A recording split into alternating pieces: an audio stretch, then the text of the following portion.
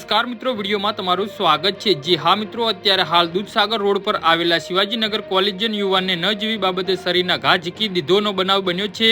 યુવાને તેના બાઇક પર બેઠેલા બે શખ્સોને ઉતરી જવાનું કહેતા આ બંને શખ્સોએ ઉશ્કેરાઈ જઈ યુવાન પર હુમલો કરી દીધો હતો।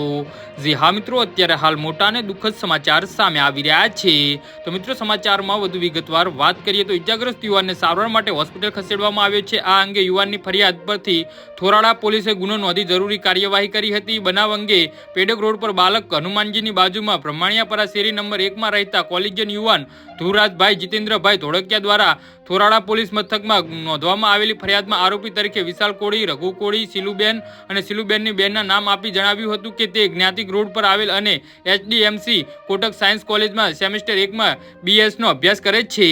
જી હા મિત્રો, અત્યારે હાલ મોટા અને મહત્વના સમાચાર સામે આવી રહ્યા છે।